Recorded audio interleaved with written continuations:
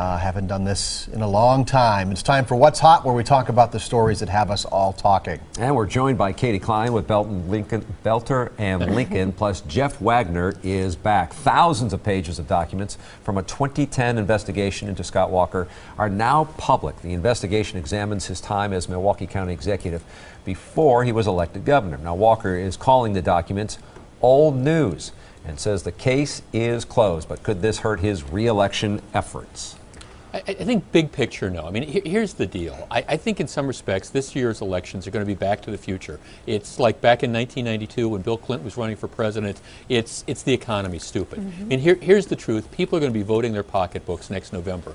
All the obsession with what's been going on over the last week, it is a distraction. It clearly takes Governor Walker off message. Will this be affecting voting next November? I just honestly don't see it. I mean, the truth is, there are some people out there who just hate Governor Walker and are willing to believe that he's a crook or whatever. There's other people who just love him, and then there's a very small amount of people who are undecided. I guess I just don't see this being a voting issue one way or the other. I tend to agree with you, Jeff. I do think the economy and jobs are going to be first and foremost what are going to drive people at the polls and either continuing to have him in office or spark change. I do think it is going to be a little bit influential for those who allow it to be, but you know, I think it's too early to speculate. You know, that his supporters are still going to come out and be supportive, and those who don't like him so much, well, they're still going to have their voice too. I just think it's too early to speculate. Basically, people in Wisconsin have their minds made up already on Scott Walker. Right, one way or the other. And again, this is stuff that's years and years old. And it's not unlike the Chris Christie thing where, you know, people can kind of relate. Gee, did he do something that got me stuck in a traffic jam? You know, this is, I think the average person sits there and says, okay, well, you know, when he was county executive with somebody, you know, using an email system that they shouldn't have been doing, it just doesn't have the same sex appeal that the Bridgegate or that something involving theft of money has. It's going to be interesting. I mean, we're hearing now for the first time from his Democratic opponent, Mary Burke, saying things like, I'm just disappointed that our governor set such a low bar for campaign ethics. She says, I think people have lost their confidence in politicians just because of things like this. I want to restore the trust and honesty. So I don't know if that will break through for her as well, but it's her first comments on this issue since the emails Well, right, were and I guess that's I mean, I think it's tough to beat Scott Walker by saying Scott Walker's a crook or Scott Walker lacks ethics. I think that's a tough sell because, like I say, Scott Walker is not a newcomer. People know him one way or the other.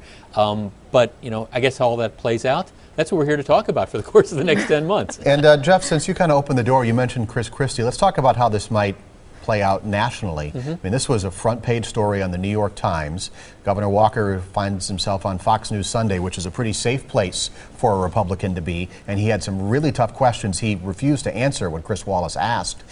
Is this something that could maybe throw a speed bump in front of him for 2016? Well, I think it definitely, I guess, could. Again, this doesn't have the sex appeal of the Monica Lewinsky scandal or those type of things. And I think a lot of the national pundits, you read the stuff and they're kind of saying, well, they were salivating over the release of the emails. Now there's no there. I have to tell you this, and maybe I'm in the minority. I'm still not convinced I see Governor Walker as a candidate in 2016. So I've been one that hasn't really engaged in a lot of the national speculation. All right, coming up next. Now more of what's hot in our viewers' choice topic of the day. Again, we're joined by Katie Klein. She is from Boelter and Lincoln, and Jeff Wagner's here. He's from the radio. Today's viewers' choice topic: should the Department of Defense shrink the Army? Defense Secretary Chuck Hagel wants to cut the Army to the lowest level it's been at since before the U.S. entered World War II.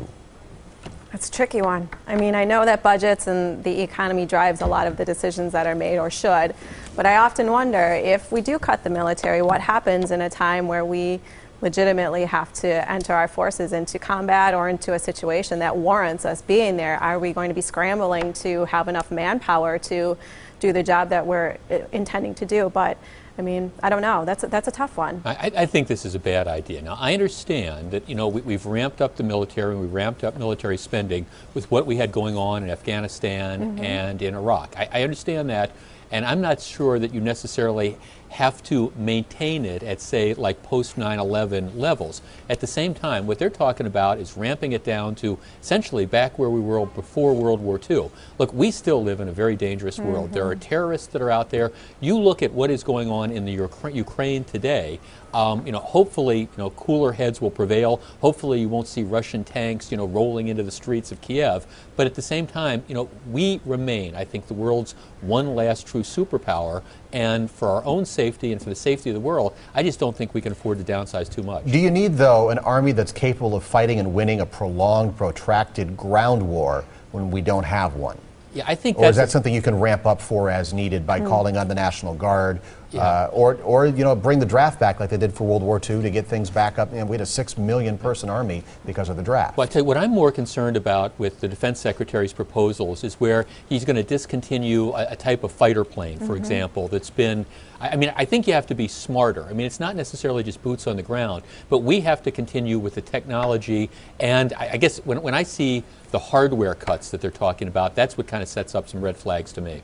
Yeah, I agree with you, Jeff. I also have to remind myself that it's not necessarily our position to be involved in every single international dispute. So we really have to pick and choose our battles wisely. All right, let's move on to the lightning round now. Homosexuality is now considered a crime in Uganda. The country's president signed that into law today. This carries strict penalties, including life in prison. Is the move, though, too extreme? Well, I guess this is just another reason I'm not going to be vacationing in Uganda. Yeah, where do these places get these ideas? Look, I understand this is a very, very contentious issue and people feel very strongly about it, but come on. What is Uganda doing this? Russia, now that the Olympics are over, I think some of these activists, I think they better be getting out of Russia, because I don't think Putin's approach is necessarily going to be as opening as it was when the Olympics were getting started. I just don't know how we as a world can make any progress when we have countries like this laying down the law like they did. What good does it do to throw people in jail because of their homosexuality? Throw the legit criminals in jail. Throw those ones responsible for genocide in jail. But because you're homosexual, you get thrown in the slammer. It's ridiculous. Well, and we're seeing this discussion even going on back here in terms of discrimination in Arizona, what they're trying to do in terms of places that are religious organizations or people with their religious beliefs, and whether or not they should be able to serve those who don't share the same views as them. So this debate will continue. Yeah, but at least thankfully in this country, it's not to that level of where we're going to criminalize this behavior. We're going to put people in jail. For goodness sakes. And they're not just jailing people, they're going through neighborhoods, beating people, pulling them out of their houses and killing them in the street. All right, the What's Hot discussion will continue online. Go to tmj4.com/hot.